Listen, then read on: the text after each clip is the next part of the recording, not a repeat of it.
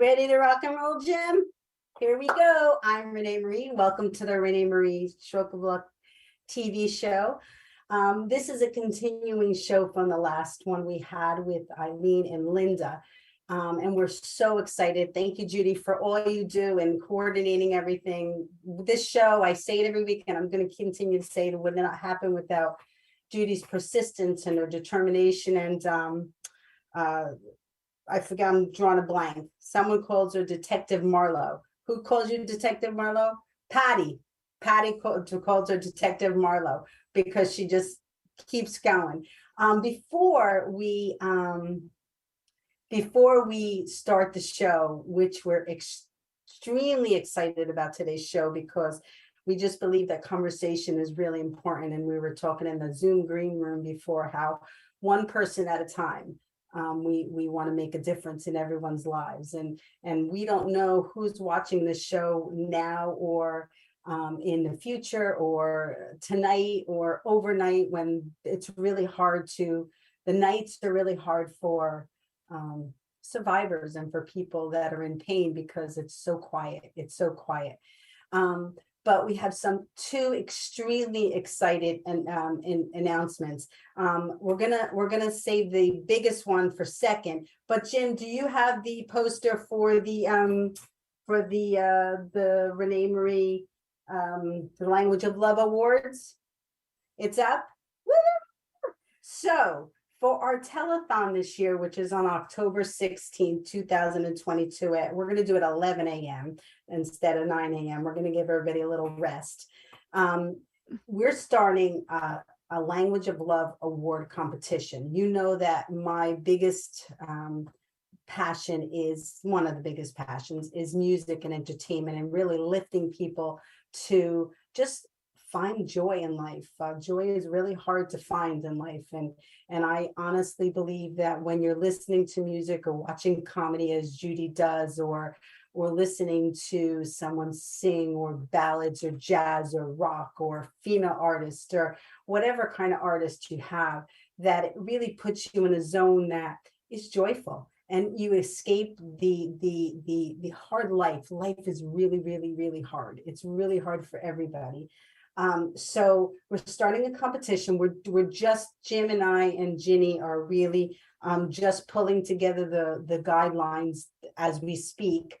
Ginny just texted me to ask me to send the rules and regs to her for her review as well. But we're really excited about it. We were going to do it, announce the winners on the October 16th, but as Jim's done this before, he said it wasn't enough. So we're going to highlight some of the artists on October 16th. And really, we're doing the Language of Love telethon with a twist, it's called, this year. So we're so excited about it. So please keep up watching. Look at the website. I've done a lot of work on the website, updating it and really putting the Zoom, the WOFU survey, the application, and it's really a phenomenal thing. And we hope to do this year after year because, as we said, talent and entertainment is really the gift in life. And that's why I always love to watch Jerry Lewis on his show when he used to stand and entertainers used to come. And I just believed in that concept so much. I remember just sitting at the TV, just glued to it all Labor Day weekend. Like I was glued to it through the night. And I actually went down one time, my cousin Donna Albanese was in it in Atlantic City very late at night. So that was like the closest I ever got to it. But it was very exciting. So we're really excited about that. Stay tuned for more information on the Language of Love Awards. Okay, so this is the really big announcement. Okay, so we have two new board members that we love to welcome to our team. One is Diane Bromberg, who has helped me with the talent show. Diane is phenomenal. She is she's a Jersey Judy. Like, Judy's passionate, she drives, there's no stopping Judy. And then we have Diane in New Jersey. So we are tri-state now, like fully tri-state. We do have other board member, committee members in other states, but this is really important for us because, as I was saying in the Zoom green room, Long Island was a gift to me. I wouldn't have been able to be where I am if it wasn't for Long Island. And I always remember what helped me to help us to get to where we are. So, but now I'm back in my state a little bit, and really Diana's going to start to work on, promoting and getting the word out and really doing the groundwork in New Jersey. And we're so gifted to welcome Diane Bromberg to the Language of Love, board member team. And the other one is Marlon. Marlon is, Jim, as the screen opens up. So was the screen opened up before, or was I by myself? I was by myself. Okay, so Marlon is a dear, dear friend. I've known them both, I think, the same time zone, Diane and Marlon. But Marlon and I have a really personal connection. Marlon used to start, I don't know if he started his career, but Marlon was working at Barnet Rehab. And Barnet Rehab used to be a hospital, used to be Barnet Hospital in Paterson, New Jersey. And my grandfather, Kakaya, worked there for, it had to be 40, 50 years. I don't remember exactly how many, but he worked for 40, 60 years in pathology. And so one day I just got inspired to call there to sing. And who was there? Marlon was there. And Marlon, when everybody gets to know him through this, and I hope that he really he'll use this platform to really get his voice out. He is dynamic, he's energetic, he's creative, but what we love about him, he's very in line with our world. He does things honorably, and he does things with good graces, and he does things through loving ways. So we're so honored to have Marlon as a part of our board for many, many, many reasons, but we're so happy. So Marlon, we're so happy to have you join us. Woo! Marlon is a part of the ReneMarie Language of Love board. Thank you, Marlon. Thank you so much. So everybody can lift their take their mics off mute. And as always, I'm going to let Judy read her intro as an intro to lead the way in the conversation today. Today's show is about advocacy. And Linda and Ilene were really important guests, and I was saying in the Zoom green room before that the shows that we did with them were very, very powerful. And we, sometimes you invite guests and it's good, and it's like, thank you, it was a wonderful show. But with Ilene and Linda, it's bigger than just a one time. It's really a partnership with them to help them, to help us, because we're all in this for the same purpose, and that is to help other people, advocacy. So they have wonderful stories, both of them. And Marlon was brought into the mix for this show because when we were on both shows with both of them, we were like, Judy and like, oh my God, we got to introduce you to Marlon, because Marlon is also, has the same concept, and that's where Marlon comes from, to help people. So Judy, if you could you got to take your microphone off mute, Judy. You're on mute. Is that all right? Yeah, you're good. I'd like to welcome our guests, Marlon, Irene, and Linda, to our show. Marlon is a Life Enrichment Director with CareOne and is responsible for planning, developing, managing, implementing, directing, and evaluating the resident program activities, special events within the community, and this may include working with the skilled nursing facility, Harmony Village, and in assisted living. Marlon is nationally certified as an activity director for the National Certification Council for Activity Professionals. He is also a certified dementia practitioner from the National Council of Certified Dementia Practitioners. Previous background includes enhancing and encouraging health, wellness, and awareness related to chronic diseases, injury and violence, mental and behavioral health, substance abuse, nutritional and physical activity, and much more.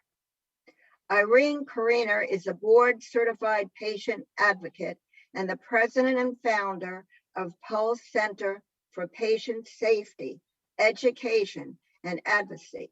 She was instrumental in getting New York State lawmakers to pass the landmark Patient Health Information and Quality Improvement Act of 2000, which called for the creation of a statewide health information system. Ilene was selected for Modern Healthcare's list of the most important, powerful people in healthcare in 2009, and as one of the 50 experts leading in the field of patient safety by Becker's Hospital Review in 2013.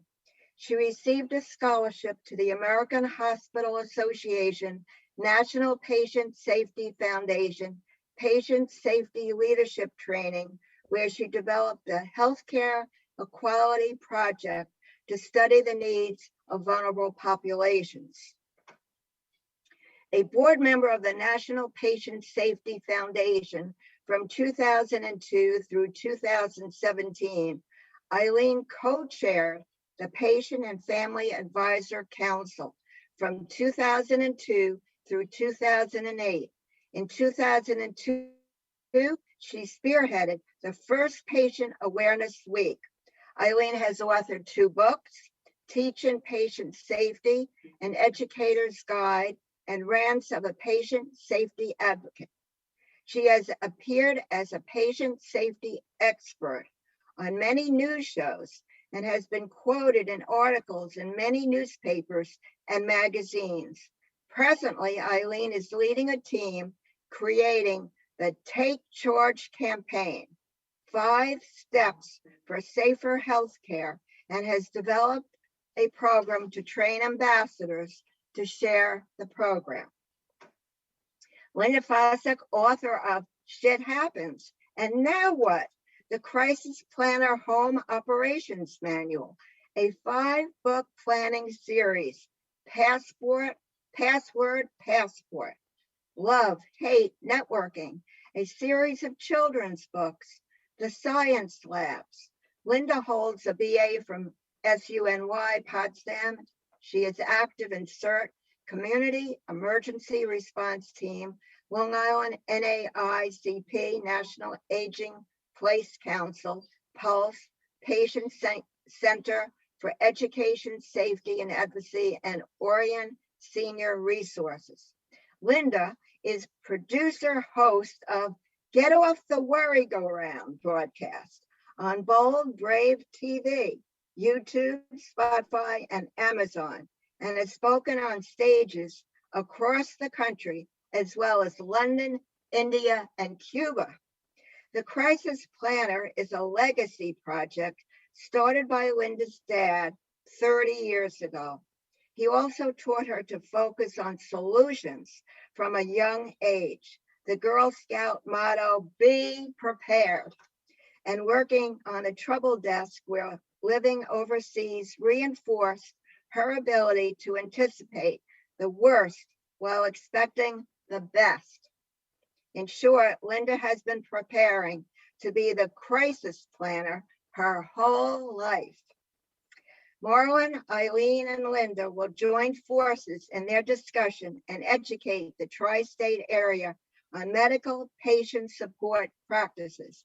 And it is my honor to welcome them all to the ReneMarie Stroke of Luck Show. Woo! Thank you so much. As I said, this is really an important show. I do want to add another piece that Marlon had shared with me, that he has just been certified as a New Jersey Assisted Living Administrator. So congratulations, Marlon. I know that's a huge accomplishment in life, you know, to become, because we, you know, as you know, activities directors, I don't want to make this sound a little negative, but people look at us as, you know, as the fun people, let's put it that way. but they don't look at you. And I'm really proud of you for achieving an what is it called? Assisted living administrator. That's really, really prominent. So congratulations, Marlon. Congratulations. I'm going to let Marlon speak first. Share your thoughts about everything, Marlon, because we've all had a chance to talk, Linda and Ilene in another show, and Judy and myself talk all the time. So share with you what's going on in your minds right now. You're on mute, Marlon. Okay. Good morning, everyone, and welcome to ReneMarie Stroke of Luck TV. I'm so happy. I got emotional when you were introducing me. Thank you very much for that very inspiring and very captivating introduction. Thank you. Yes, Renee and I, we went a long way. So probably it's more than a decade that I've known this beautiful lady. She's a good friend. She's been a friend for everybody. And yes, I'd like to make a point about what you said regarding the activities director. Yes, people think that we are funny, we laugh all the times, and it's so hard that they don't take us seriously, because we are the people that want to see everybody smiling and happy and laughing. And I think it's in our nature to promote positivity in everybody, in all aspects in our life. But aside from that, I'm very fortunate that I'm working with people like Renee and also my previous leaders. I was able to inspired by them and went my way up and studied and educated myself to be able to be ready in whatever responsibility that the future may take me. So thank you very much. Thank you very much, Renee. I'm so glad to be part of this program, of course, with the experts, Ilene and Linda. I hope I would be able to participate in a very good discussion that you two individuals are able to bring to the show. But I will try my very best on the note of having fun, because that is my forte, activities and providing a quality of life for everybody. So thank you very much, Renee and Judy and Jim. Good morning to you both. All right, thank you to all of you. Thank you, Marlon. Thank you, Marlon. So let's talk about one of the things that I follow Ilene on LinkedIn. She's very prominently showcasing her Take Charge campaign. How's that going, Ilene? Well, it's going great. We've got quite a few people involved, organizations involved around the country. People are getting involved. It's a way to talk about patient safety so people understand it. Now that they're talking about healthcare providers are overworked and understaffed, we just want people to take some responsibility for their own safety when they go into the hospital or the healthcare system, and be prepared by following 5 steps that we often read about and hear about, like keeping a record of your medications, keep your medical history, be prepared with questions for the doctor. Those are the steps we're basically talking about. And we just want to put them in one program where we can do educational, promotional opportunities and help people do it as advocates and encourage families to help each other. Can you hear me? That's good. Hang on one second. My daughter's awake. Britt, I'm doing my show. Can I call you back? Yeah. Bye. I'm sorry. I always answer the phone when it's my daughter because my granddaughter has seizures. So it's everything stops when she calls. So sorry about that. So yeah, that's really important. I mean, so how could our organization join with your organization and to support it, to help it, to get it going, to talk about it in New Jersey and Long Island? Well, your organization could spearhead the Take Charge campaign through your organization. When we talk about different diseases or healthcare situations, we forget that there's a preparation process that's the same for everyone when entering the healthcare system. So if you took through your organization the 5 steps and encouraged members and participants to do this, and then help their family to take the 5 steps, then people are all talking the same language and going into the healthcare system prepared. So step number 1, for instance, is prepare your healthcare proxy. We're not saying get your living will. We're not saying get your power of attorney. We're saying very specifically the healthcare proxy, because if you go into the hospital, that form is going to be in your admission packet. and you may not be prepared to have the conversation. So in preparation for entering surgery or entering an emergency room, if you have that one document prepared, or someone has access to it for you, and someone can talk to you for you when you can't speak for yourself, that healthcare proxy is a preparation for entering the healthcare system. And laying on a gurney or laying in a bed, I've been many times as an advocate asked to be someone's healthcare proxy when I don't know them. Is very complex to have that conversation at the last minute. We want people to prepare ahead of time. Okay, so Judy, could you just write that down that we could spearhead it in with our Yeah. organization? Yeah, Okay, so that we could work with Ilene to, to properly get engaged and help them. I'm sure Marlon wants to be a part of that since that's his world as well. So yeah, we look forward to, helping you. I don't know if did you see, we put on Facebook that one of the people who have been involved in this, actually at a major health institution, they had a going away party for their college age students, 18 years old, and they all filled out their healthcare proxies. Oh, And that was part of their going away party, because now wow. 18, their parents have access to that information. Wow, that's It's not- important stuff. And that's where Marlon comes in, because Marlon's age range, that's where Marlon and I met, well, that's one of the things that we were working on together. We were working on getting the information about strokes and aphasia to the education, to the colleges, and we were actually younger. So that would be awesome to promote that. Let's work on promoting that to the schools, right, Marlon? Talk on that. Absolutely, yes. That is something that we would like to really go on with. Being able to do it could be school tour or a community tour that will be able to get the public informed about this idea. And I think I agree with Ilene. It is very, very important. It is a very tough decision, though, but this is something that, especially working in healthcare industry, something that the family members should really talk and discuss about. Yes, yes, because Eileen, I'm sorry, I didn't want me to cut you off, but people don't think of that, when my daughter, she didn't get married till she was 28, 29, no, like 30, my youngest. And so, between that range, that she was at risk, because if something would have happened, knock on wood, thank God nothing did. But if something would have happened, we would have been out in the cold. So it's really important to have that conversation.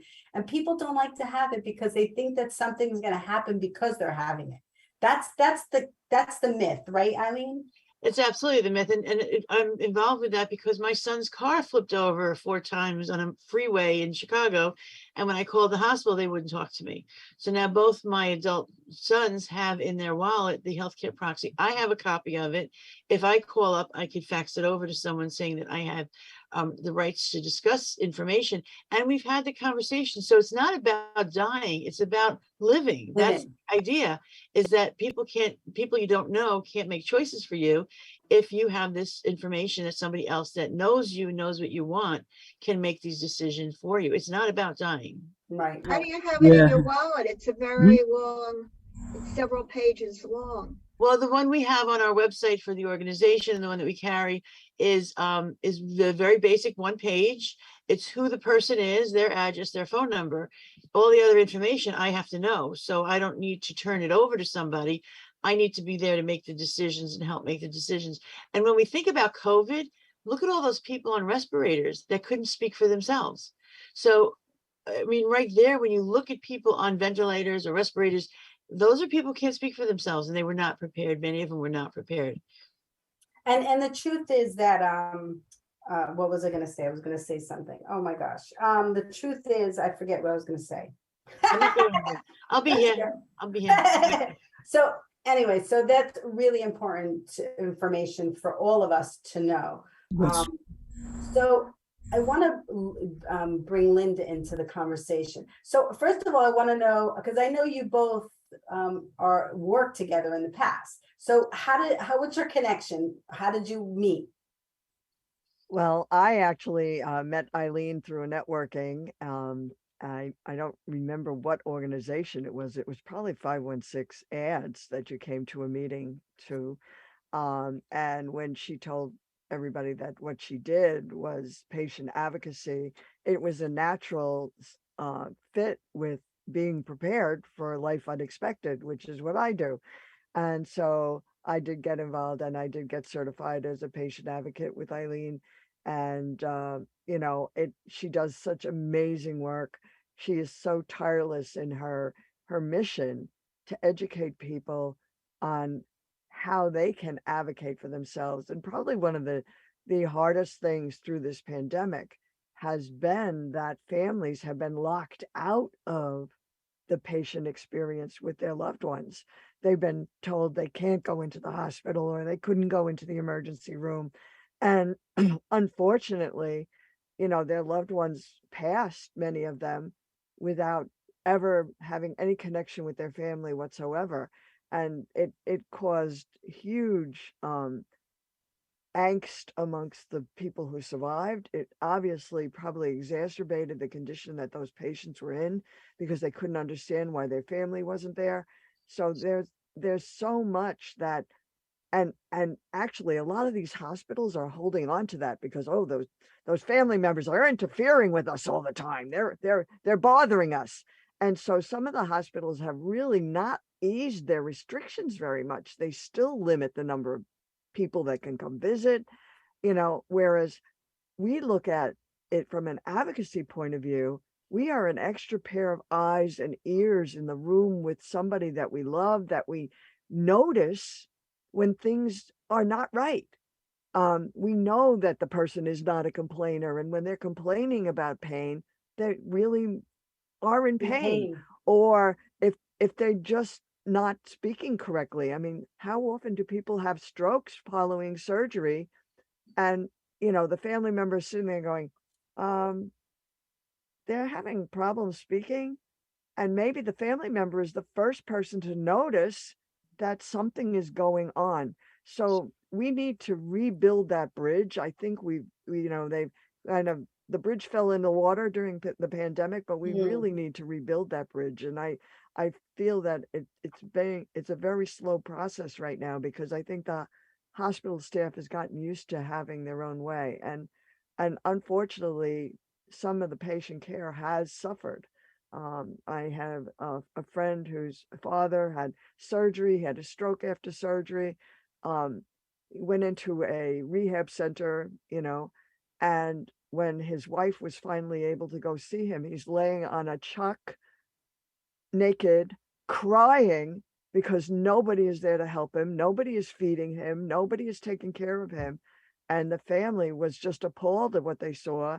And they ended up making all the arrangements to have him have home care at home, because they could not deal with what they were seeing in the rehab center. And part of it wasn't the rehab center's fault. They were short of staff. There was all kinds of things going on. They had really, really sick people that they were dealing with, but the patient care has really suffered. And as advocates, I think, what Ilene teaches is so important, because we truly need to be connected in that way.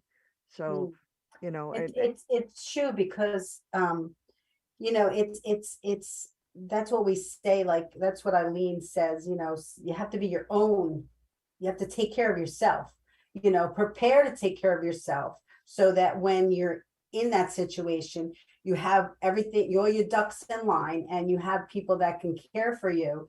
So I have a question to all of you. Has the shortage in staffing, how has the shortage in staffing affected your work? All right. Marlon, talk about that first, Marlon, because we're all experiencing it. Yes, absolutely. And being the director, one of the department heads, and once in a while, I'm also assigned as the administrator on duty. So I would like to point out two things that I would like to focus on. We're talking about quality of life and quality of care, and I would like to add one more thing that I can piggyback with what Ilene said, is about the quality of end of life quality. And I think that is very, very important to point on. Quality of life is being able to establish a dignity to each individual, patients or resident. Quality of care, is it a person-centered care, just like what Linda mentioned? It is heartbreaking to see somebody, your loved one, in that situation. But of course, we have to understand there are a lot of factors why are these things are happening, and being part of a part of the group that works in healthcare, I see a lot, but there are things that we can also help, and if we're working together as a team. So giving an example of that is that managing the staff actually, and it is well known that nowadays, because of the situation that we have got into 2 years ago with the pandemic hit, there's a lot of lack of management and lack of staffing, and that is given. But what we can do at this point in time is to be able to work, even though you're not part of nursing department, but you can still help out in caring that patient. We can do that. An example of that is that when you see the call bell, when the call bell is ringing, you can simply go by the room and check what help can you do for the person. Maybe it could be just a water, or maybe it could just be a blanket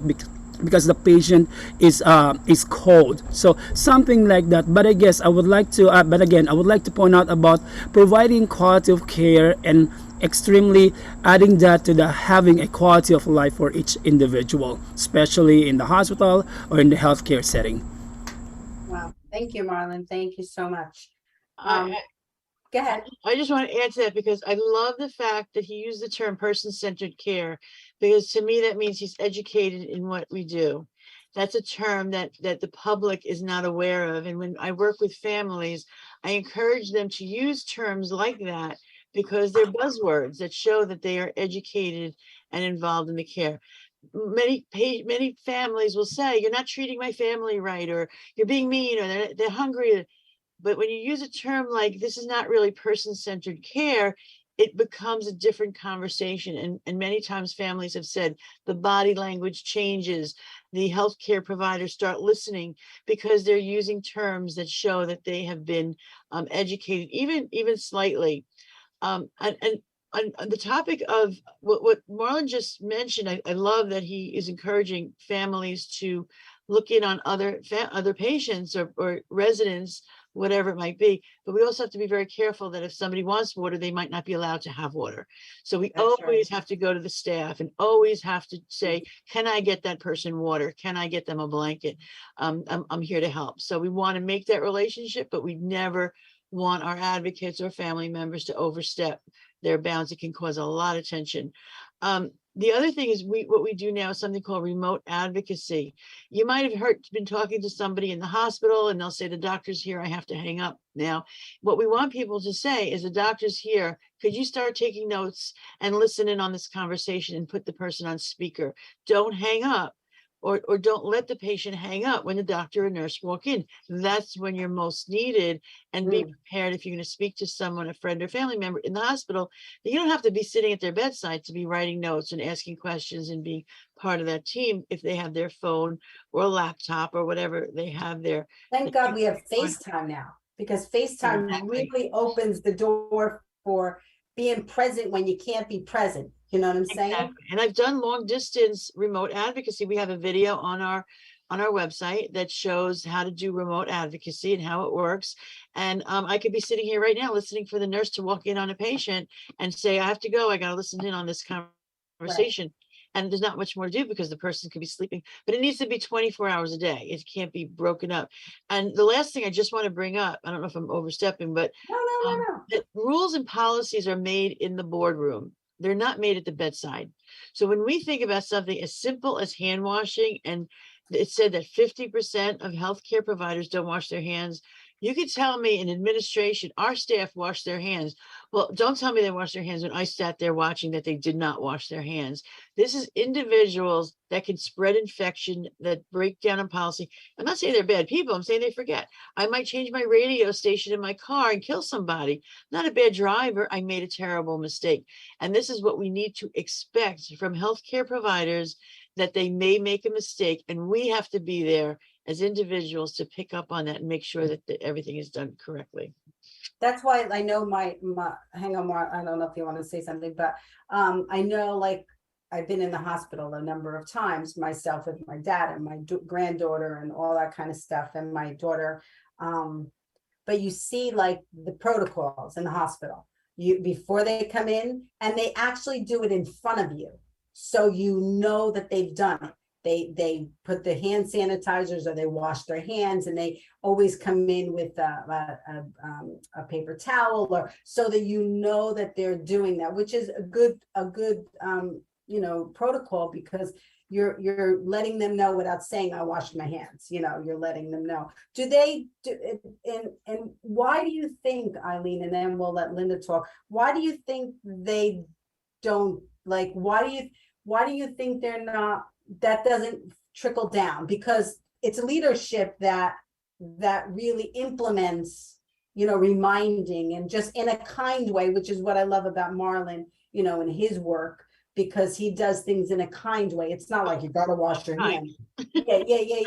Yeah. So, so you both know that, you just in a very nice way, don't forget to wash your hands, just a reminder. Like, I lead the gate guards where I work. I manage them, I schedule them and all that, not manage them, but I, work with them. And I try to do things in a very kind way when I'm sending text messages to everybody, so what do you think, Ilene? Why do you think that it's not trickling down? Well, I think people forget. I think people just forget. Like I said, I could make a terrible mistake. I know what I'm supposed to be doing. I know I'm supposed to put on a seatbelt. I know I got to stop at that red light. But if we forget, it makes a terrible mistake. So if somebody's walking in the room and they walk in the room and they touch a ton of different things. They touch the bedside, they raise the bed, they touch the stethoscope, they touch a clipboard, they touch the computer. Then they need to wash their hands again, because now they've touched all these things that the guests, the visitors, and people who didn't wash their hands have touched. And that's where the germs are spread. I've taken videos of the shows on TV where they come in, they wash their hands and they use the lotion, and then they touch the table and the all these things, the oximeter on the finger. I have, when I go with clients, I wash their finger after that, because I've never seen it. Anybody wash that oximeter, but they say we wash it after each use. Well, I just saw you put it in your pocket, so you didn't wash it. Now you're not even being honest with me about it. So let us wash down the patient. The patient gets this heart checked. I wash down their chest afterwards, because I didn't see them wash the stethoscope. So it's being part of the team. I'm not obnoxious about it usually. And we just need to make sure it's done. And Linda would probably love to tell the story on how we are nice about it, because we give out Twizzlers. I'm a big on Twizzlers that for years and years I've been saying, I know you washed your hands already. I don't have one with me. I usually have one for display. But we carry Twizzlers and say, but would you do it again for a Twizzler? And they always smile. They always say, oh, of course. And you see in where they're doing surgery at emergency room, all these Twizzlers in their top pocket or the nurse's pockets, because that means that they've washed their hands. So we make light of it, but it's still people say, what are you kidding? That's so obnoxious to do that. It works. So I don't care if it's obnoxious. Anything that works, whatever way it works, right, Linda? And it makes people laugh. Yeah. I mean, would you wash your hands for a Twizzler? I didn't see you wash your hands, or, you touched all this stuff first, and could you wash your hands before you touch the patient or touch me? I mean, I know Ilene has a little cup with, would you wash your hands for a Twizzler on it? And she has a bit, and people will actually come in the room and wash their hands for a Twizzler. It's really funny when you see how that works, because it's a nice way of asking, Reminding them. without saying, I don't believe you. Yeah. Which, you don't want to come across like that, but germs in the hospital are probably one of the biggest risks that patients have. That's one of the reasons why they get patients out of the hospital so fast these days. It's like they have, there was a cartoon many years ago about outpatient surgery, and, the patients would go in and and then they do the surgery and they come out and they're still in their gown, looking at space going, now what? But really, the germs in the hospital, and they tend to be very resistant germs in the hospital. We're not talking about your basic Yeah, um, yeah, yeah. germs that, No, go ahead. that respond. But one of the things that, kind of touched me in your opening, Renee, and I wanted to get back to this, was the language of love and how music in particular, it uses a different side of your brain. Okay. And for stroke victims, for Alzheimer's patients, patients with dementia, frequently with the right music, they can communicate in ways that they couldn't communicate otherwise. And, there's a whole, there's programs for music for people with different types of dementia and Alzheimer's, but for stroke victims as well, who are having difficulty with language, who are having difficulty in speaking, music can actually assist them in that. So you are onto something with the language of love, and I just totally connected with Thank that. you. I just wrote a piece for Positive Tribe called Songs of My Life, which I'll have to send to you, because Yes. it's all about how music brings memories back throughout your life. Certain songs will trigger a certain memory, and Yeah. and I can remember my mom, who had Alzheimer's, and we were playing balloon volleyball in her assisted living, and her wedding song came on. And the next thing I know, I see tears coming down her face because she knew that music, she knew that song. Yeah. I just want to add something. When my dad had a hemorrhagic stroke and was in the nursing home, I used to wheel him around, and I would hold a tape recorder and play the 40s music that he loved so much. And years later, I went to a seminar on Long Island, and they had different topics, and one of them was music and memory. And the gentleman was talking about how important it was for music and memory for stroke patients and other patients. And I said, oh my God, I was doing that without even knowing it. And it is important to relate to the patient and play the music that they really enjoy.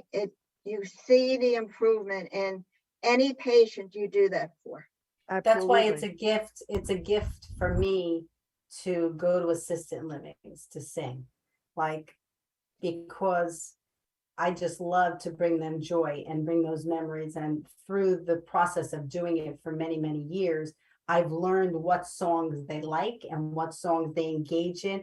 And there's been many times where, people will get up and sing and dance with me because it's a song they know. To me, in my world, it's bigger than just doing it to get paid. Exactly. to do it. It's really, I have a dear friend that offered me a job for any amount of money I wanted working in his assisted living.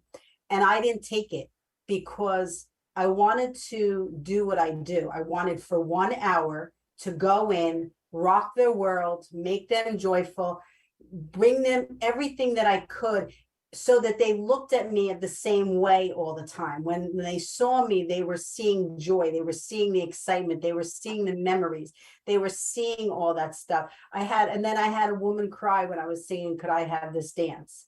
Because she started to really sob, and I can't just continue singing when something. So I went over and I asked her, and we shared her story, how it was her and her husband's song, and he passed away, and we really and I am learning a lot through every day, because I'm learning that it's about the stories. Yes, I could sing and I could dance and I could bring joy, but I still have to have room in there for people to tell their stories, to really talk to them. So really, Let Me Call You Sweetheart is really a very powerful song, and they just love that song. And so, yeah, it's music to me in my world is just my world. I love to sing. Actually, Bob Kern, Nate Morgan, who is Bob Kern is a performer,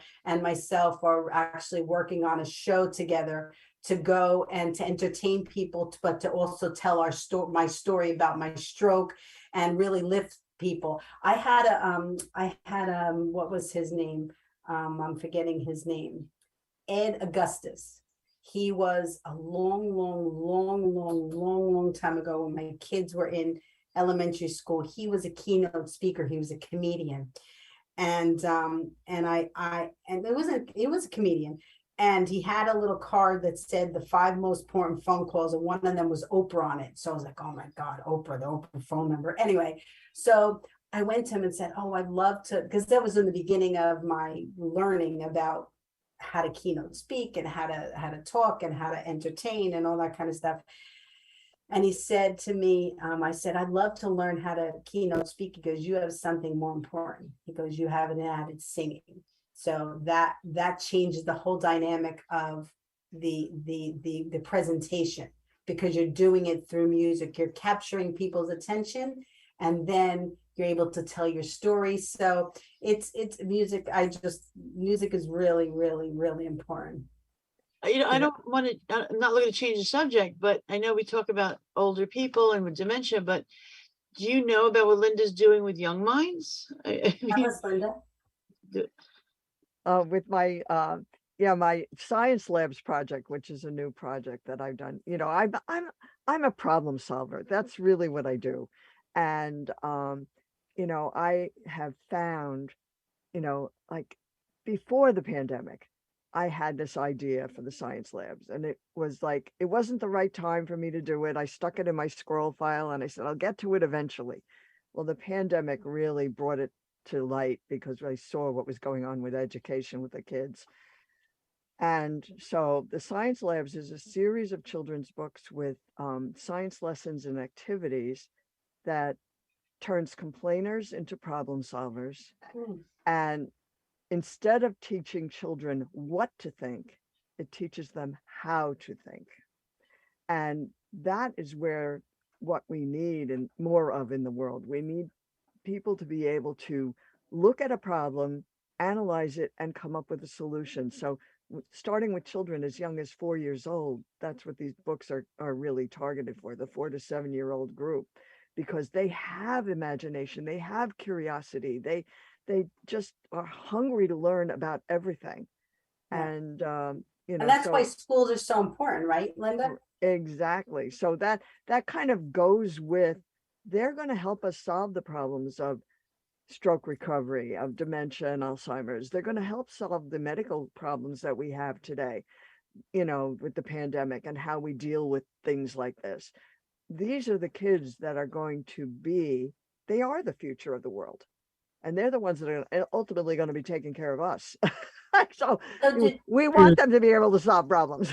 Hang on, Marlon, 1 second. Did you write them, Linda? Did you write the books? Yes, I'm the author, and then I'm working with an amazing illustrator who's truly brought my characters to life. The characters are the Science Labs, which are 2 Labrador retrievers.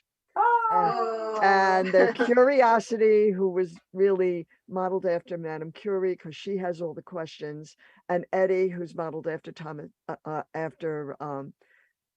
Edison, who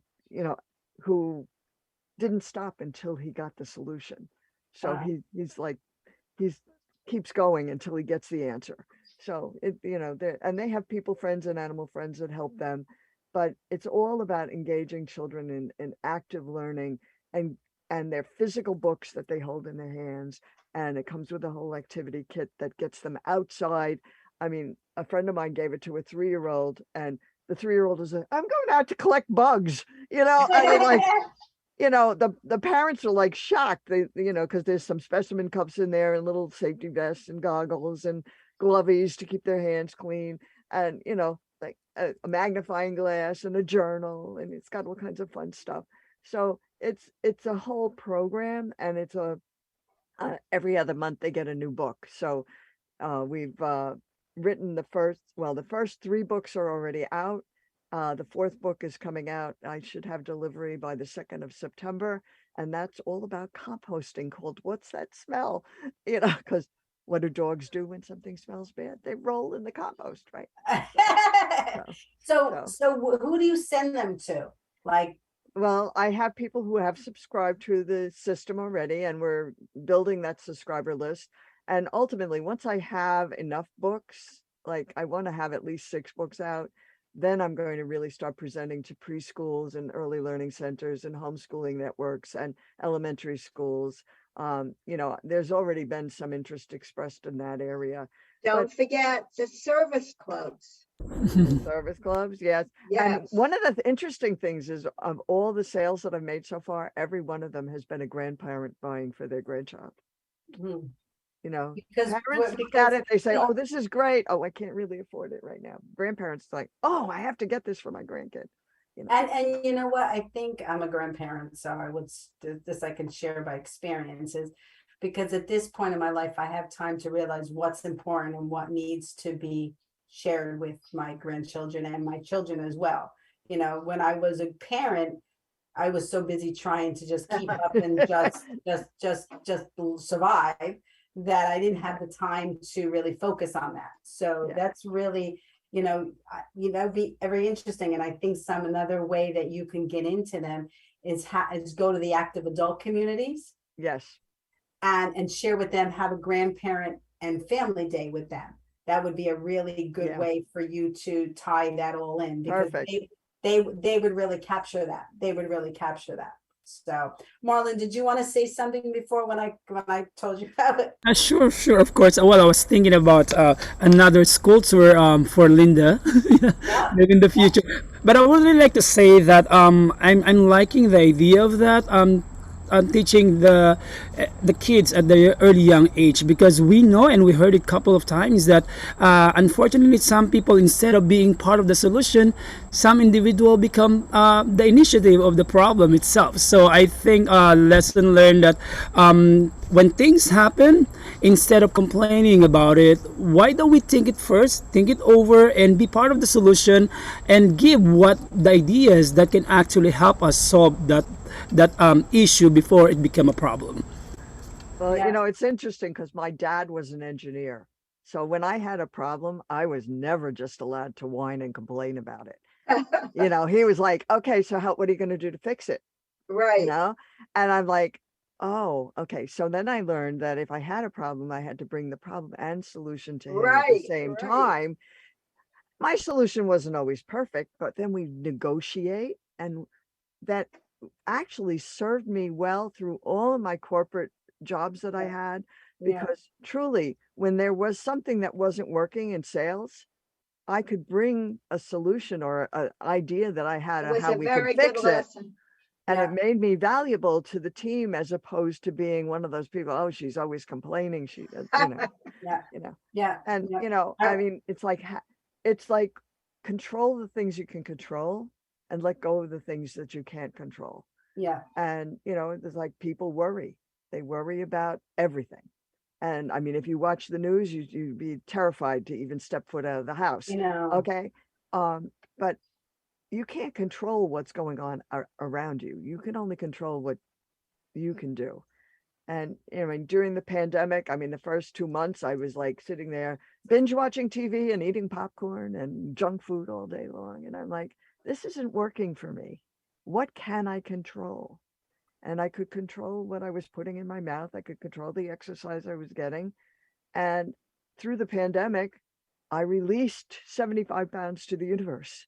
And, Wow.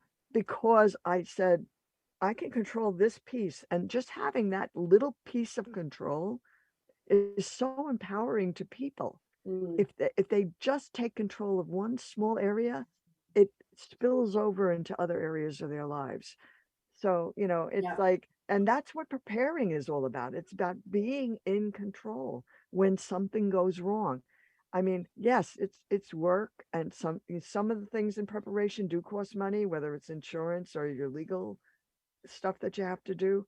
But once it's done, it's in place, and you don't have to think about it anymore.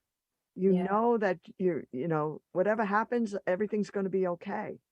And, so that, to me, that's why I tell people that I get people off the worry go round, because really you worry, you worry, you worry. And that's not productive use of your time, when you could be creating so much more in your life, and joy, and finding all the things that you want in your life. Mm. So to me, that's where the preparation comes in. And when it comes to, I mean, I was diagnosed with cancer a year ago in June.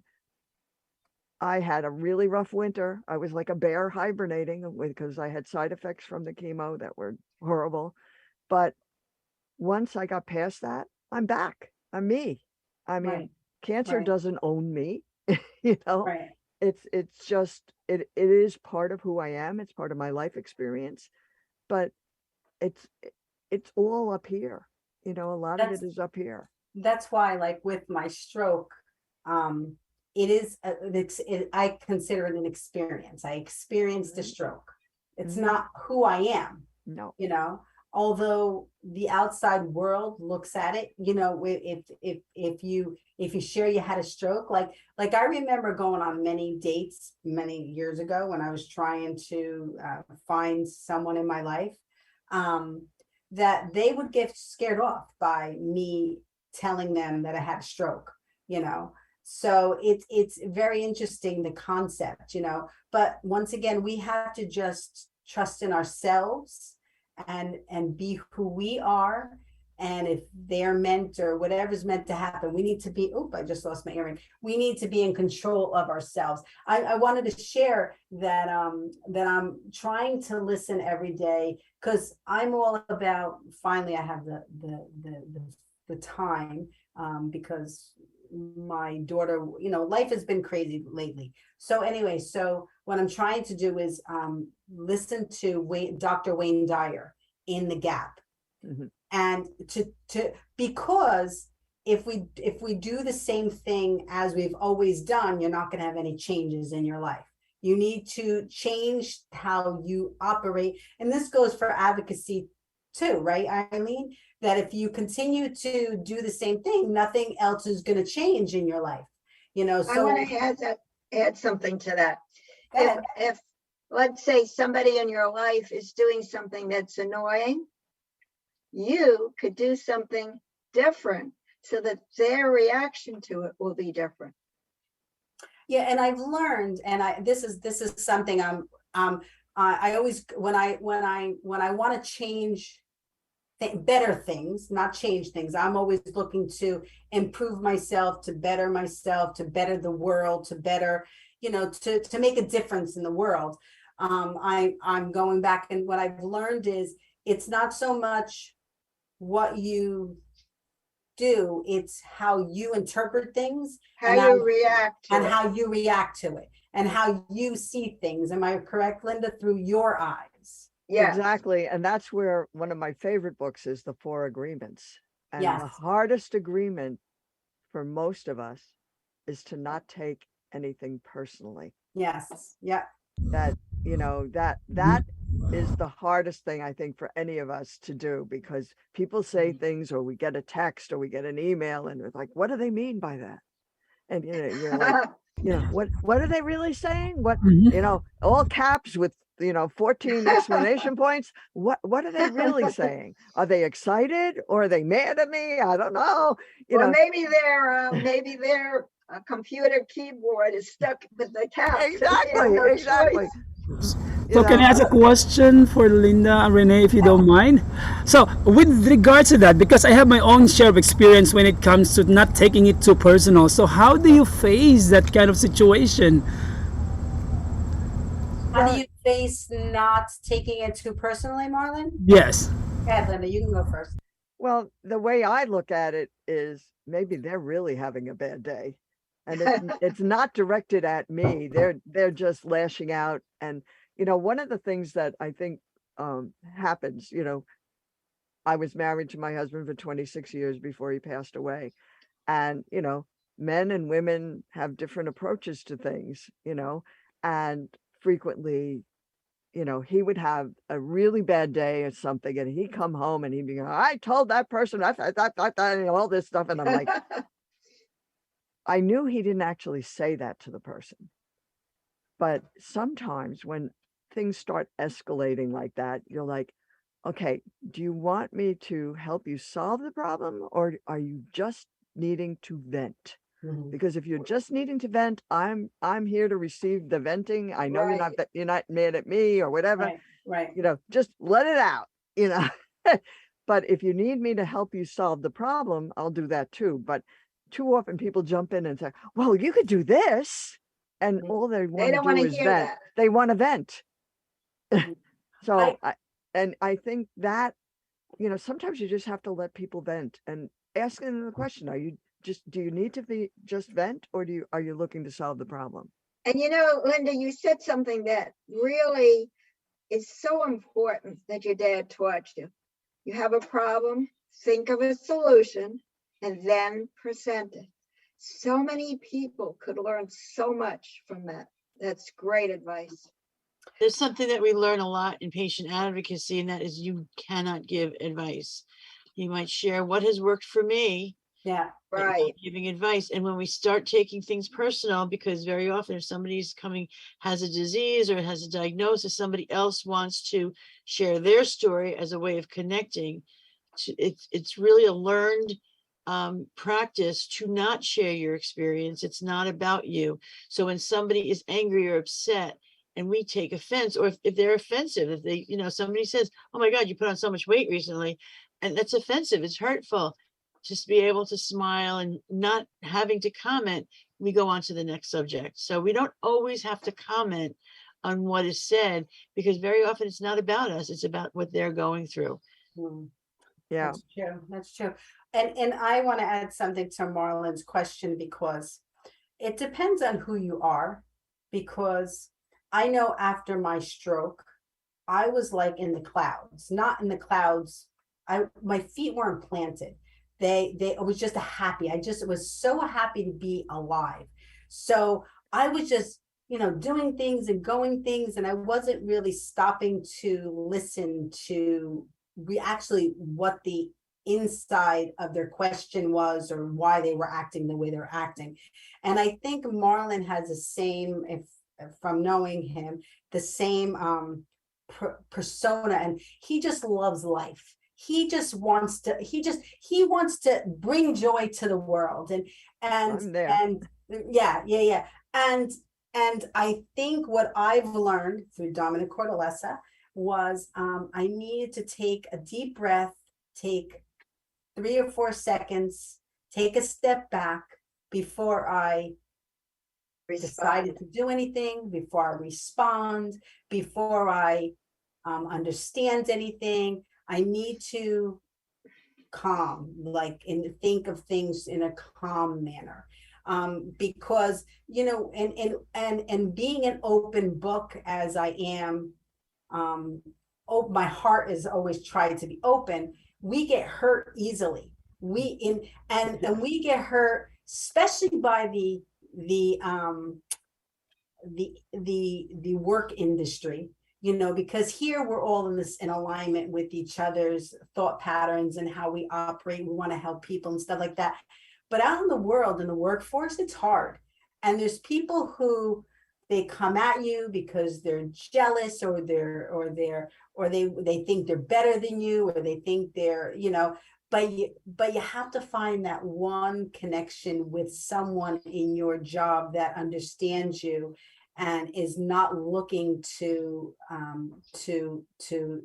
beat you up, And the other thing I will say is that I've learned to take everything as a learning tool, and to approach things as a learning tool, to approach things like, why is this person coming at me the way he's coming at me? Right? What do I need to learn from this situation? Because sometimes I know in my world, God just wants me to have my back and handle it in the proper manner. That's the way that I interpret, how I handle Marlon's question. Does that answer your question, Marlon? Yes, absolutely. I totally agree with you, Renee. And you know what? Sometimes it's very hard that for us, just like what you said, we want to see the world as beautiful as it is. And I have a friend who actually said, "Did you ever get angry or mad? All you have to do is you're like a sponge. You just accept everything." But it's true. Sometimes we feel sad also, and I don't want to say that people will take advantage of that, because that's not what I see. I always try to find good things about people, and there was was one situation that one of my coworkers said, "You know what? You're too good to be true," because they never see me angry or something. But I am a person. I'm human. I'm a human being. I have emotions too. That's why as much as possible, I try to absorb it and think about it, and maybe just like what Linda said, maybe this person just want to vent out, and it's not totally focusing directly on me, but for something else. I think we have to worry about how we approach, or not worry about how we approach people. Just be honest. You really hurt my feelings when you said that. That was really hurtful. And being able to say that opens up a whole new dialogue. Oh, I didn't even realize I hurt your feelings, or I felt like hurting your feelings. But being able to say to people, that hurt my feelings is opens up a conversation of why they did it, that they know they did it, and they've been educated. You're helping somebody to let them know that what they said really wasn't appropriate, really felt bad privately. Not in a text, not in an email, but face to face, if possible, to say that really hurt. And you might find out that they did not mean it the way we heard it. I always say there's something called texting with emotion, or email with emotion, with your own emotion, because if you're reading something, you're reading it the way you want to read it, with your emotion, with your anger. Those caps can mean nothing. It could mean, oh my God, I didn't even realize what caps meant. But if we're reading it with our own emotion, then we're going to take it the way we want. It could mean something completely different. Eileen, you're 100% right. I have a You know- question though, Eileen, because I've learned how to handle this. But what if you go to that person and you say to them, you know, you really hurt me, and they blow it off. They just don't think they hurt you. What are you talking about? I didn't hurt you. What do you do about that? I've learned once again that in my world, I've learned that it's just about me having strong enough back to express that to them. It doesn't really matter. You want to open the conversation, but what if they don't? There's two responses for that. So the way to say it would be, is not to say you hurt my feelings. Right. My feelings are hurt because this is what I heard you say. Right. So we're not putting it on them. It wouldn't be the you. It would, Right. my feelings are hurt, and because I heard you say that you did not like my dress or whatever it is. Right. So it's we can't blame a person for what they've said. And if they do say, because I've had people say, "Oh, stop! You so I don't know the word. Oversensitive. You're so sensitive. Stop being so sensitive." I'm just sharing how I feel. I'm just sharing how I feel, and then drop it. It could be dropped, because it really shows that they probably did not mean it. They're now embarrassed. You got it out, and it's probably over by then. And to continue the conversation would probably be a waste of time, because they're in a different path. They did not mean it. They just have, they have a loose lip, and they just said what they said. So, and they're embarrassed. So we want to be really careful to not expand on it, and find out if they do say, "Oh, that's ridiculous. Stop being so sensitive." Then either they're not somebody that we want to hang around with, or they're embarrassed now at what they said, and it's over. The conversation really probably should be over. And truly, sometimes you have to work with somebody who's particularly difficult and is not always nice. And you can't just walk away from them, because otherwise, if it's a social situation or something, you can kind of divorce from having contact with them. But if it's a work situation, how do you resolve it? And actually, I kill them with kindness. Yeah, I do not engage in gossip against them with other people. I do not, I always find something positive in them, because there is always something positive about the person that you can say something about. So if somebody else is saying something negative, you can say something positive about them, and it changes your mindset about that person. And what really is funny is often they will turn around and become like your best buddy. And and they were horrible to you over a period of time, but it's like you can, because they can't justify their lashing out at you when you were always nice back.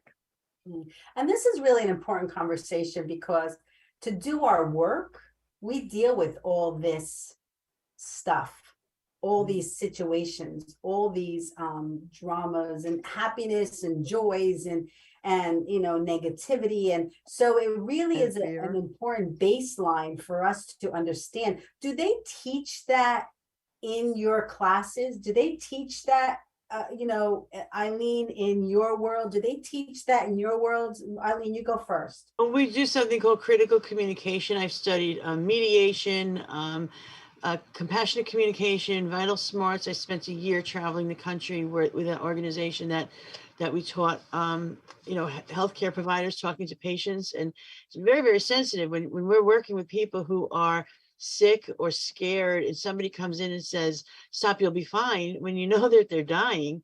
What part of fine don't we understand, or is there a misunderstanding, or dying, do we not understand?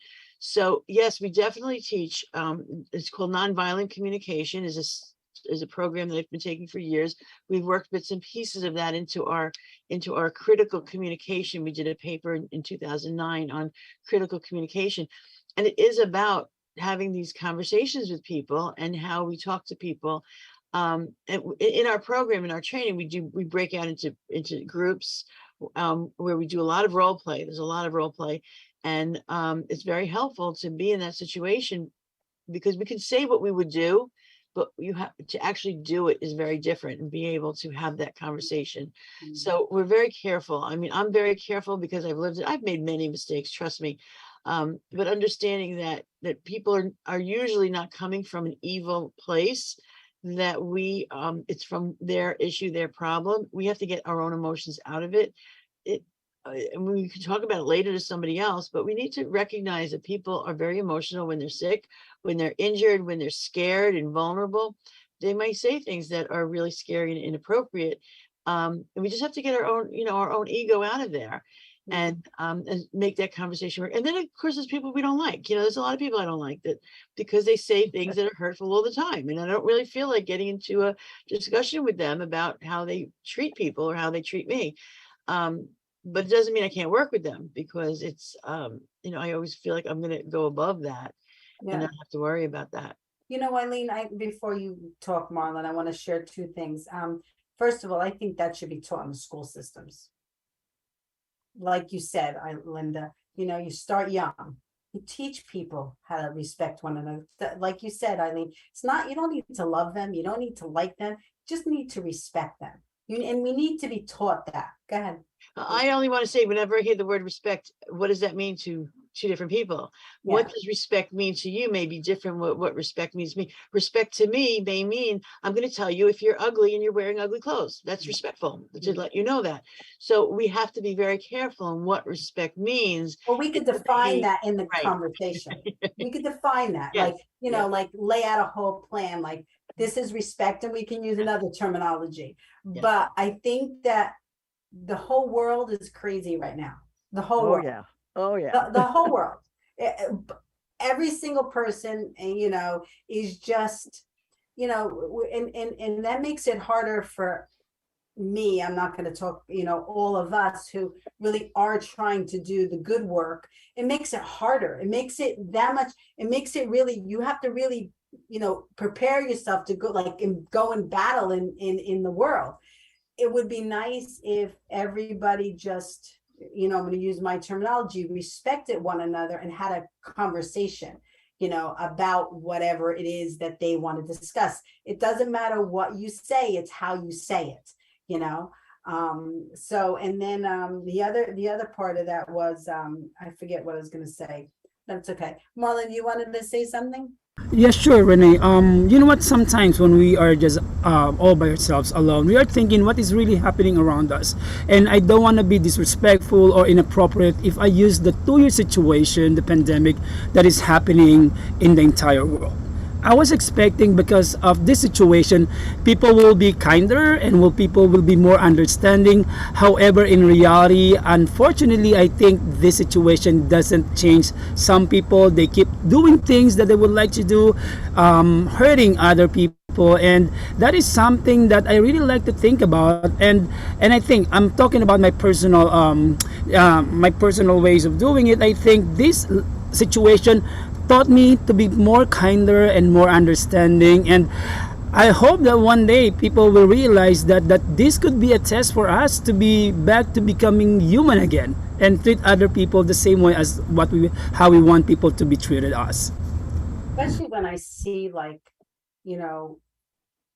on Facebook, we follow families that have sick children, and they have sick, they lost their mother, they lost, remember and COVID, when you couldn't go into the rooms. I said this in the last show, and I remember like the husband being on the street outside their loved one's window with the sign, "I'm here," and not moving that car because they wanted to make sure they were close to their loved one.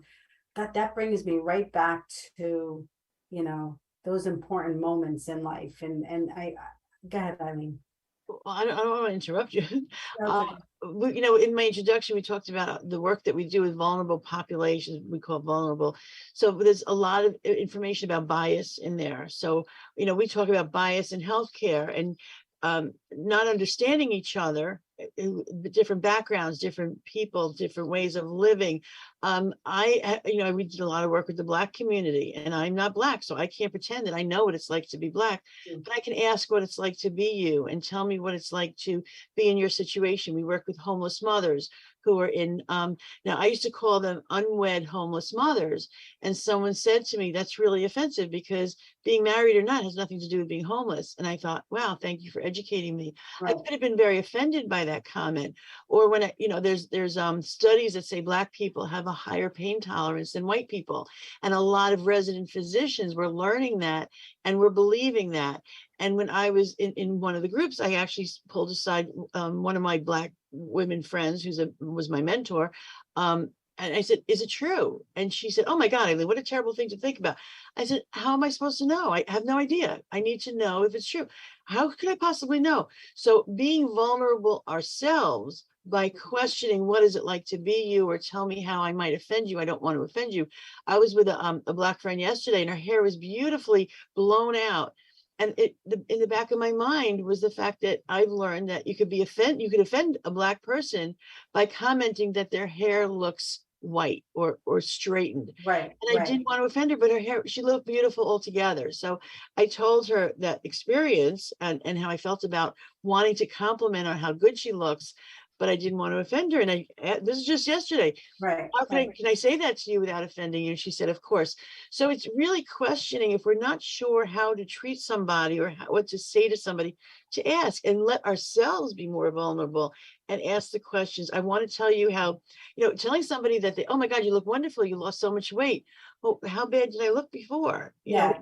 Very easy. Or maybe they're sick and they're feeling Right. really Yeah. bad, Right. And I ask people, is that a choice? I see you lost a lot of weight. Is that a choice? Or not comment at all on what somebody looks like? We have to be very, very careful and making ourselves vulnerable so we can be welcome into somebody else's world and learn about them. Who's the one that does the vulnerability? Brene Brown. Yeah. She does the talk on, I watched it 4 times within the last few months, because like I said, I'm trying to, get myself back in gear. Sometimes we stray off, and I really believe in all that life coaching experiences. I studied with Jack Canfield and Silva. I've studied the Silva method and stuff like that. So, it's really important to stay in gear. And I just watched that vulnerability, speech like 4 times, the TED talk. So it was really, it is true. We need to be vulnerable, because I think the vulnerability perspective really takes the ego and takes the me being think I'm powerful conversation out of the loop. It's like you're sharing with them first before you're asking them a question, and they're not taking any offense to your question because of how you're presenting to them. I think that's the gift in being vulnerable. That's very very good thought, Eileen. That's really good. Linda, did you want to say something? I see you. Well, the one thing that I am so grateful for is that we are finally released from this masking, because people need to see your smile.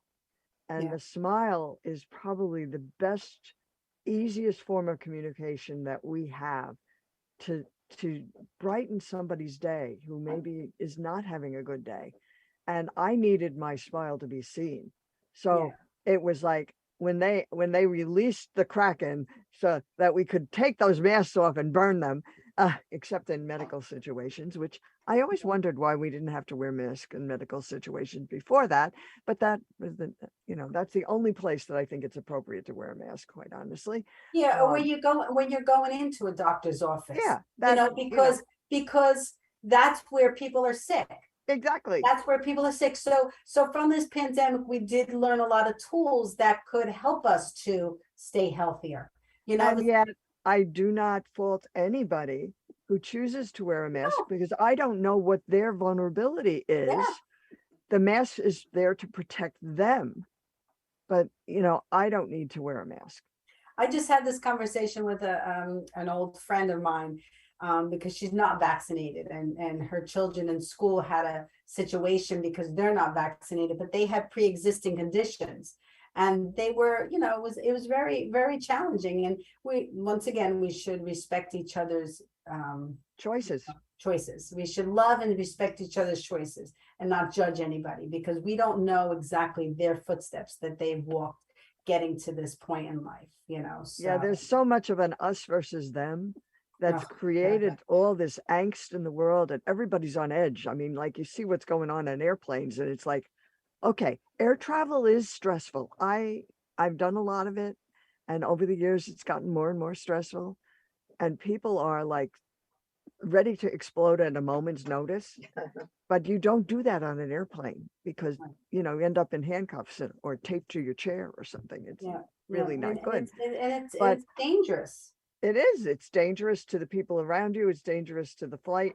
But sometimes I wonder whether the Earth itself isn't reacting to this universal angst that we're all feeling.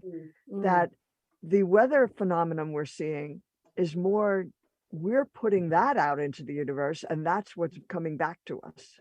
So, we need to all step back and listen to each other. I think one of the most amazing videos I saw on Facebook was 4 people sitting in the dark, talking to each other. And slowly they turned the lights up. And one was Muslim, one was Jewish with the yarmulke, one was Black, and one was white. And they were all having a great conversation, totally different, but totally in peace and harmony with each other, because they were not judging each other for who they thought they were. They were actually learning who each other was. And I think that's what we all need to learn as a lesson from all of what we've been going through. We need to be more tolerant. We need to be more resilient. We need to be more understanding, and realize that we can't change another person's mind or perspective or life experience. We can't put our own thoughts on somebody else, but they're okay and we're okay. And that's all that we need to know. And so that's a beautiful, I know it's a peace, love, and harmony. I'm a child of the 60s. So I love it's like that peace, love, and harmony, and we've lost that. It's now everybody's sitting in their own camp. Well, those people are bad because, and these people are bad because, and they don't try to find the common ground, that the things that we all agree to, that what we all want for our children, for our grandchildren, for ourselves. And we all need to be examples of that. If we just worry about ourselves and try to be an example, live how we want to be seen, live the life that we want to live, and then the other thing is we need to send positive energies out in the world, not only talk about it, but send them out in the world. I remember I have this, the Silva teacher that I follow all the time. I took the Silva method class and graduated from it. Allison, she actually brought us into a class one day, a special class, because there were rising waters in another part of the country and there was problems. And she actually brought us all together to use our united energies in to have them subside back. And it was like, and all that stuff does work when you're working in unison with other people. That's why we love to have these conversations. We love to come together with all of you, because our energies, we're using our energies positively in the world, and we want to make it better for people, and we want people to have advocacy and have positive energy for their world, because it's tough out there. So we want to use our platforms in a positive way. And you can see it, the attitude of a person definitely impacts the results they have, whether it's a surgical result. I mean, I have a friend who he was convinced he was going to have a problem with his knee replacement.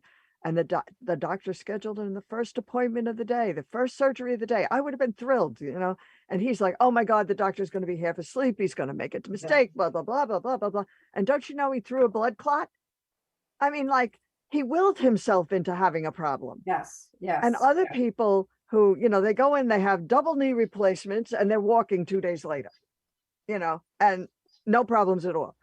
And a lot has to do with your mind. Your mind is so powerful, and we don't give enough credence to how powerful our mind is. Yeah, and we have to, and that's what in the gap that I'm listening to every morning, it says, it uses the Our Father, but it says to go between the words, to allow your positive energies to expand, not to, and actually what's in whatever you feed into your mind is what's going to happen.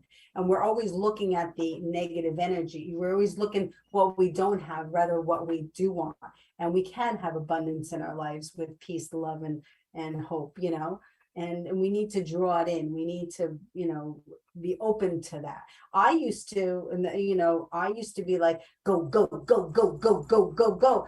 And I wasn't allowing the repercussion. I wasn't open to allowing for the goodness to come back to me, because I was always like, go, go, go, go, go, gotta go, gotta go. So now I try to have in the silence time, and in the meditation time, and when I'm in the car, there is no radio, and I try to always use those techniques so that at least I'm finding a little bit of that in my world, because I know I have a lot of energy. I know, Judy. So, but I want to I want to use it. Because I've also learned, and then we'll wrap up. I've also learned that if you don't allow yourself to, you can do a lot more. Linda, you'll know this. You could do a lot more powerful self work when you're still, and you're visualizing and seeing it, rather than that go, go, go, go, go, go, go. You need to be guided and directed to go, go, go, go, go. So I know that I'm working on all that. I'm working on all that. Well, it's really funny. I do a guided meditation every morning. That's a half-hour meditation. And half the time my brain is elsewhere when the meditation is going on, but I get these divine downloads of things. They come to me whole, like things I want to write about, or and it's like that comes out of that stillness and that being in that place of quiet. So you find what works for you. Yeah. What works for me is not necessarily going to work for somebody else. I agree. But find what works for you. I mean, I was at a meeting on Zoom yesterday, and we were talking about grounding, about the importance of having your feet, naked feet, in the grass, in the sand, feeling the coolness of the sand between your toes, feeling water, as you walk on the beach, feeling that grass, and grounding yourself on a daily basis, and sometimes multiple times. And and people had all these great ways they were dealing with stressful situations. I mean, one woman was like, when things got crazy in a meeting, she would excuse herself to go to the restroom and calm herself down. And then she would come back to the meeting and she'd be able to focus. So, but that's her techniques. That's know. that's what works for her. And Right. that's what we try to teach people is find out what works for you Mhm. and utilize it, you know? I mean, Dominic Cordelissa once again told me to just share with people when they're asking a question I'm not sure the answer to, or I can't focus on it, to share with them, I'll get back to you with that. That's it. That's Mhm. it. And then when I go back and I wake up the next morning and I am able to process or think or focus on what they wanted, that I answer them, that I call them back and I answer them, because there's no hurry to answer anybody because they want it right away, you know? So that's what I've learned.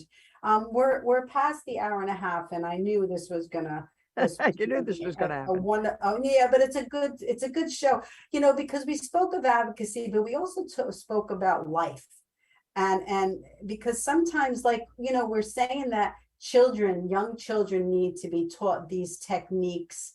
Um, you know, we need to share with the world of how we process and how we get to do what we love to do, because we all need to know that we're human and we're vulnerable, right? We're not these go-getters that just, you know, don't deal with life, because life is difficult and life gets in the way sometimes.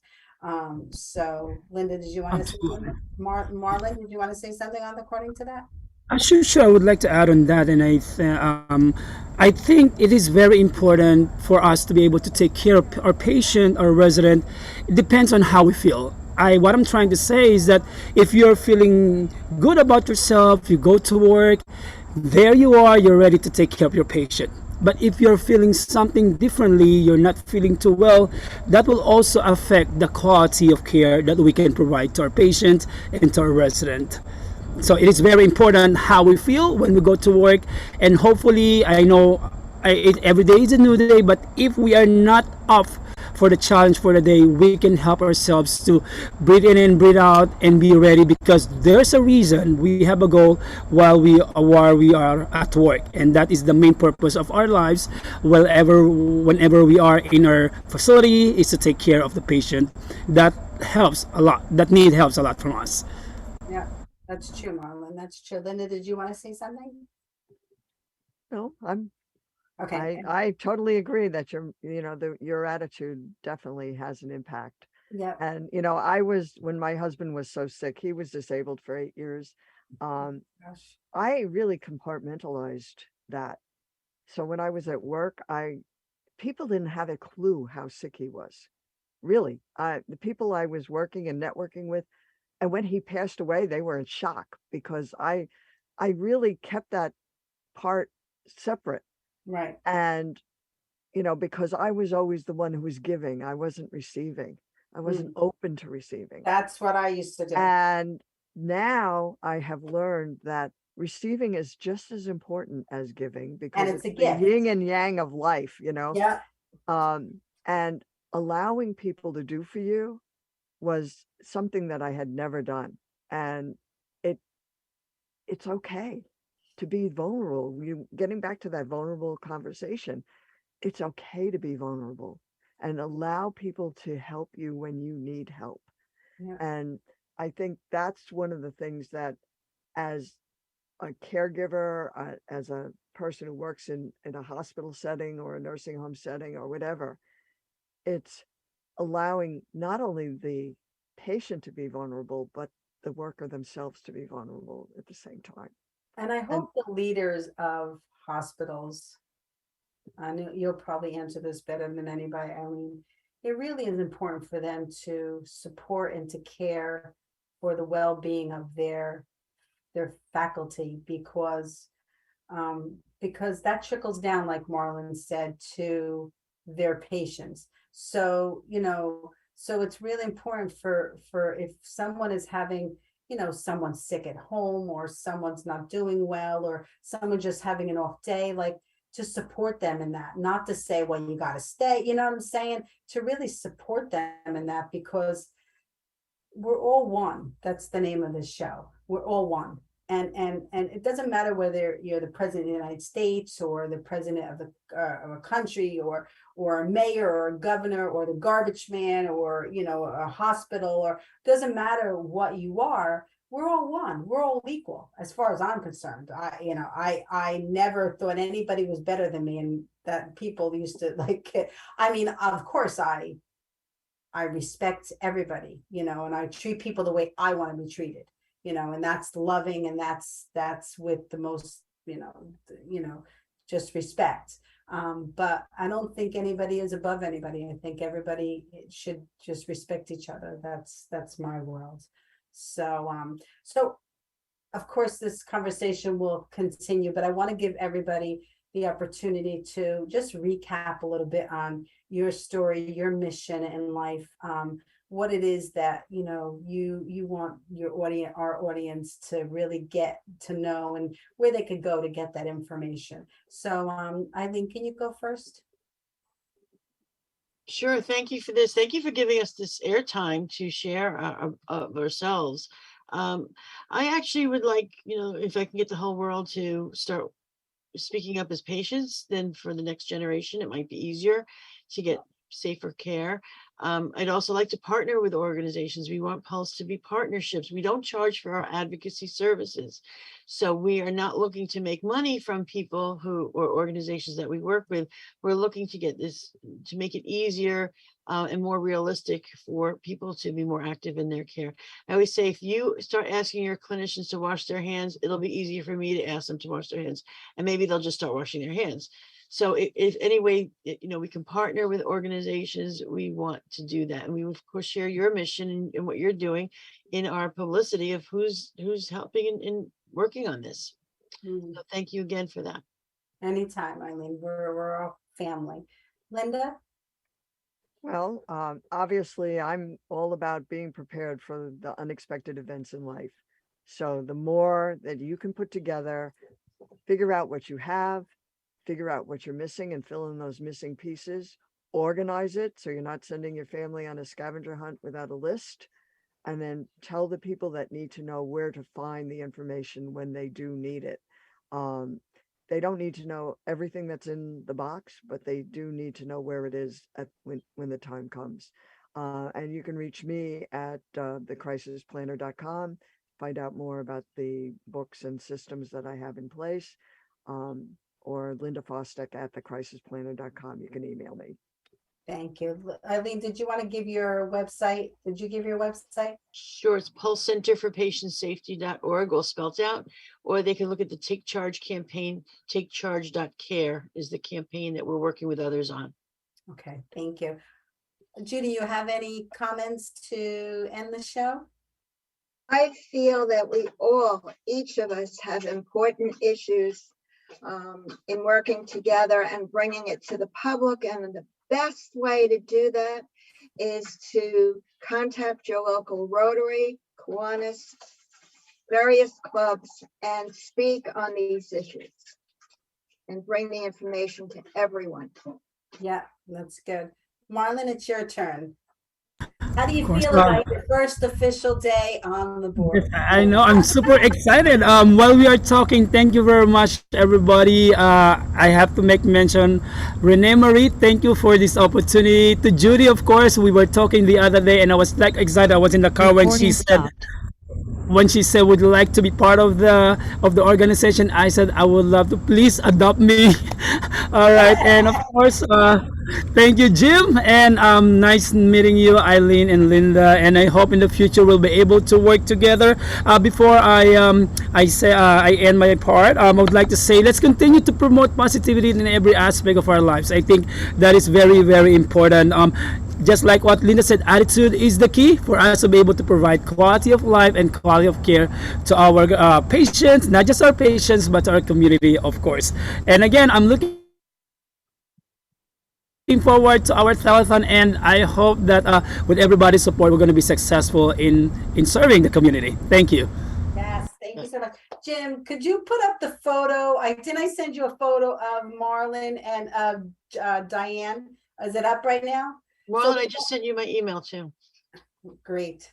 So before we go, we want to share the photo, the official photo, which will be pressed, and Judy's writing up the presses for both Marlon and Diane. We're really happy. We're honored. We're really honored that people are taking their time out of their lives, because you know what? Time is really precious. Time is really, really precious. We don't know how much time we have on this earth. So we really need to take each moment and really decide what we're going to do with our time we have on earth.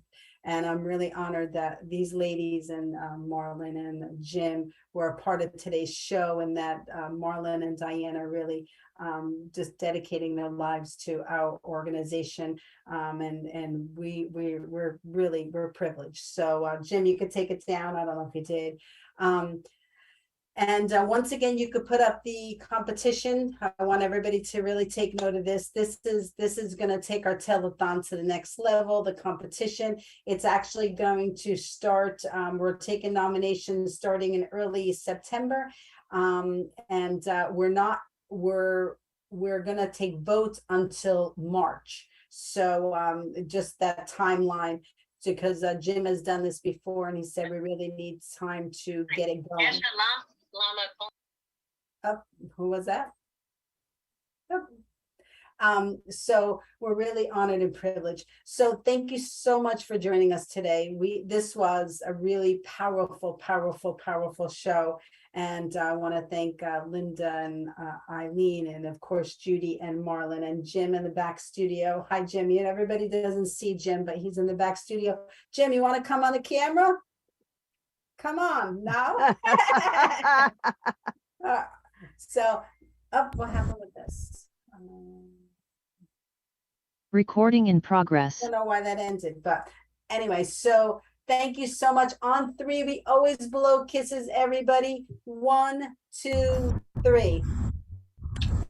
Bye, everybody. Have a wonderful day. God bless. Bye. Thank you so much. God bless you Thank all. you God so bless much. everyone. Thank you so much for Thank having you. me. Bye. Our pleasure. Bye-bye. Thank you so much.